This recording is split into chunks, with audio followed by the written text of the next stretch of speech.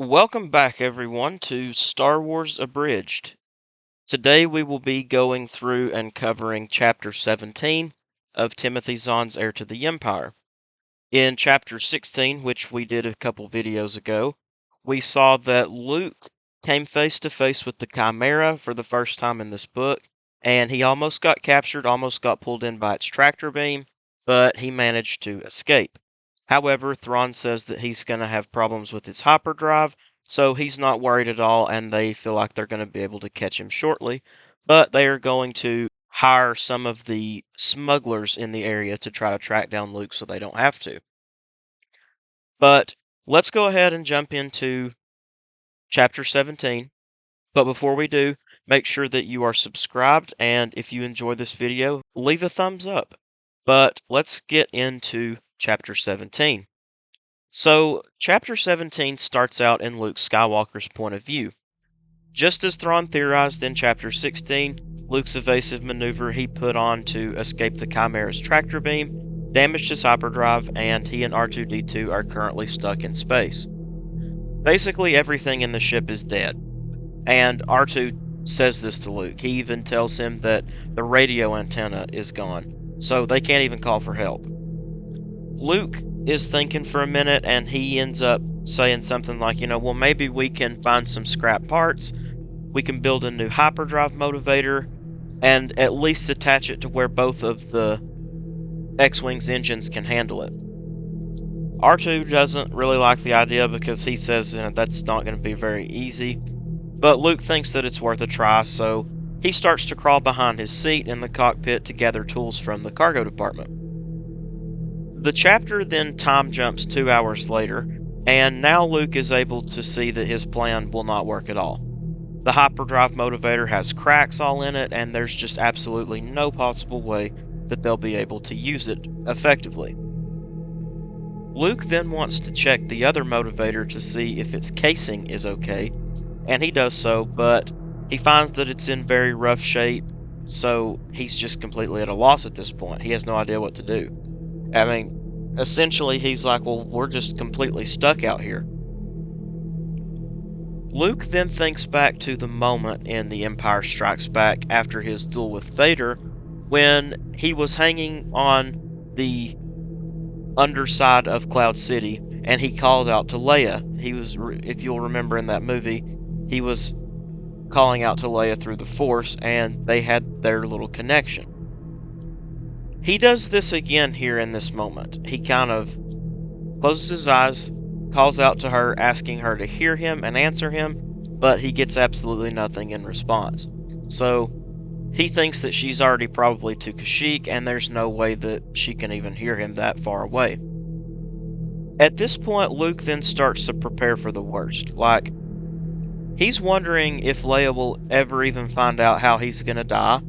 So he's thinking some pretty dark thoughts, like involving death, even. But he pushes those ideas out of his head because he says they're not Jedi-like thoughts. Jedi are not supposed to think that way. And then he gets an idea. Luke tells R2 to pull up everything that he can about the X-Wing's radio antenna. R2 does, and Luke can see that it does have a lot of damage, but the core is okay, so he thinks that they should be able to repair it. Luke tells R2 to see if he can find something on the ship with enough wiring they could use to make a new outer wiring with, and R2 begins looking. While he is doing this, he lets Luke know about the ship's life support system, and it infers that he tells Luke that it's not going to last much longer. They need to really be careful with how they utilize this life support system, so that Luke can survive as long as possible. Luke tells R2 that he knows all about it already and says that he's going to have to work on the wiring while Luke is in his hibernation state to be able to save oxygen and save this life support system and use it sparingly. Luke's going to have to go into his hibernation state because when Jedi do this, they don't breathe at a normal rate as somebody does that is conscious. So R2 locates enough wiring, and Luke is able to strip it out and give it to the droid. Luke is then able to lay back in the X-Wing's cockpit, and he tells R2, if anything goes wrong, wake me up. Don't even hesitate, if you even have the sense or the feeling or just the slightest indication that something is wrong, wake me up. Luke then calls out to Leia one last time before he slips into his hibernation trance, and he swears that just as he is falling asleep, he can feel someone hears his call. The chapter then switches to Leia's point of view, and she's not on Kashyyyk yet like Luke thought. She's still aboard Lando's ship, the Lady Luck, but she's on her way to Kashyyyk with Chewbacca, and they're very close. So starting out in this chapter, Leia is asleep, but as soon as it starts, she jumps awake. Something startles her.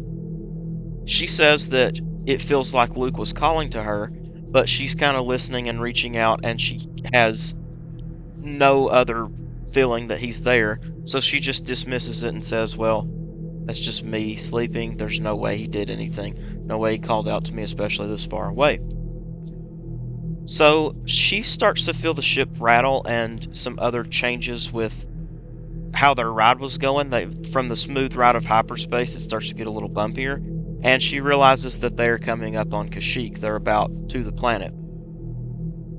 Leia then worries about talking to the Wookiees without 3PO, especially because she still really can't understand Chewbacca all that good, so how could she possibly understand the other Wookiees all that good? She's thinking, like, Chewbacca's been around humans for so long, these Wookiees have just been around their own kind. If I can't understand Chewbacca, I'm not going to be able to understand anybody.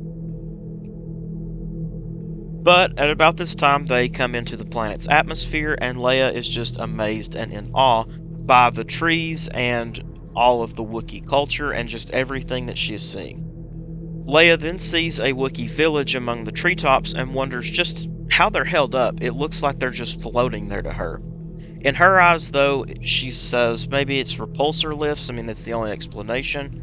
But she's just admiring all of this, taking it all in. But her and Chewie see a landing zone, and they go down to there, and Chewie parks the Lady Luck.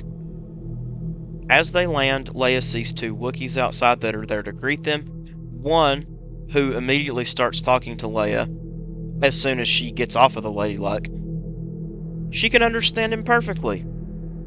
She can understand everything that he's saying. You know, he's got a little bit of like a dialect, I guess, but she can understand him perfectly. Has a perfect conversation with him. And his name is Ralrachin, and I think I'm saying that right, but luckily he says that Leia can just call him Ralra, which, thank goodness, because that's a lot easier for me to say. But he reveals to her that he actually has a speech impediment, and it allows humans to understand him. So that's lucky for Leia, so she has somebody to talk to that she knows what they're saying. But Ralra and Leia continue talking, and Leia is particularly worried about being there with the other Wookiees. As a human, she doesn't really know how they'll respond to her. You know, she's heard stories of Wookiees and humans not really getting along, Wookiees not really taking kindly to humans, so she's just a little worried at this point. Ralra then can sense her worry, and he says that he and the rest of the Wookiees owe her and the New Republic a life debt, meaning that they will do everything they can to help her with everything she needs and protect her for as long as she needs. Ralra mentions that this life debt is because they were slaves to the Empire, the Wookiees, and the New Republic freed them. So it just tells us a little bit about how they fit into the Empire's reign and where they were at the time. However, Ralra also talks about how Han was the one to free Chewbacca from the Empire. He says that Chewbacca was captured by the Empire just like the other Wookiees, but Han was able to free him. So obviously we don't know this for sure or not, but I mean there might be a quote out there or something that somebody said, I don't know. But that's kind of what happened in Solo, so maybe Solo took a little bit of inspiration from this book, and if so, that's pretty cool in my opinion. But anyways, Chewie then sees a Wookiee named Salperin, and the two reunite for the first time in years. It tells us that they were childhood friends, and this is a big moment for them, to be able to see each other for the first time in however long.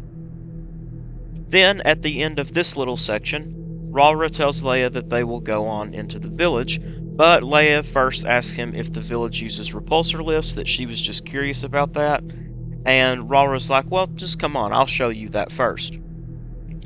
So the next section then starts, still from Leia's point of view, and she discovers that the village is not held up by repulsor lifts, it is actually just held up by tree branches. Rara tells her that the tree branches on Kashyyyk grow together and end up meshing into one when they start to touch, creating a web-like structure for the village to just comfortably sit in. Rara then tells Leia, we need to get back to the village. So the lift car begins to go back up.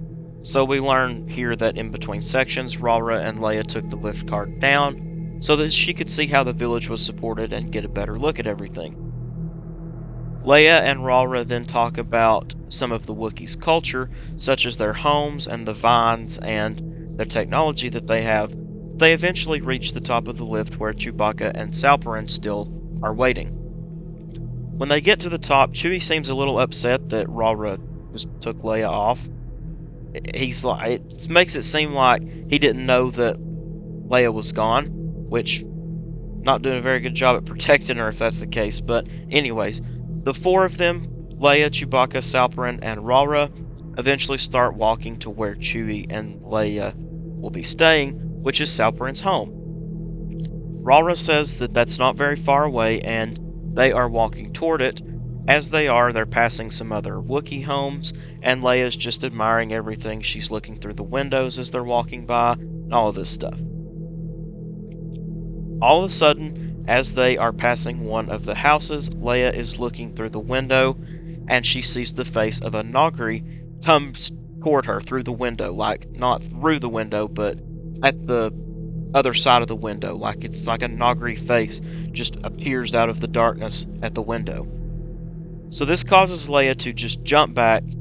Chewie gets alerted. He's looking at the house. He pulls his bowcaster out. Salperin and Rara, they run off to go find knives. Chewie, who's still looking at the house, Leia's kind of telling him what she saw. He uses his bowcaster to blast the house's door open. And at this point, Salperin and Rara are back with their knives, and they go inside as Chewie stays to guard Leia. The two Wookiees come out and they say they didn't see anything, but Leia swears that there was a Nagri in there. She doesn't refer to it as a Nagri because, as we mentioned in an earlier video, she and the New Republic have no knowledge of the Nagri. They just are calling them these gray-skinned aliens, but we know that they're Thrawn's Nagri. So Salperin and Rara say that they didn't see anything in there. Leia swears that there was one of those Nagri inside. Rara, who probably just said this to try to comfort Leia, tells her that they will get her to Salperin's house and then go out looking for the aliens. He's telling her, she's trying to convince him that she really saw it, and he's trying to tell her, yeah, I believe you, we'll check everything as long as we make sure you're safe. But Leia, who is now scared for her life again, does not know if she'll ever truly be safe again. So that wraps up chapter 17 of Heir to the Empire. It was a pretty long chapter, but also pretty interesting. A lot happened in this chapter. We saw that Luke is stranded in space, Leia and Chewie are on Kashyyyk, but one of two things happened with Leia. A, she actually saw a Nagri, and it's just so evasive that it was able to get away before anybody else saw it, meaning that she is in complete danger, or she is so scared that she's starting to have hallucinations. So we will find out what happens with both of those in a future video. In the next chapter, we will actually go back to being with Luke and see just what happens with him. Will any of these smugglers catch him? Will R2 fix the antenna and allow them to be able to escape somehow? We'll find out. But as always, I thank you for watching. Thank you for hanging out with me today. If you're not subscribed, make sure you hit that button and leave a thumbs up on this video if you enjoyed it. And as always, may the Force be with you.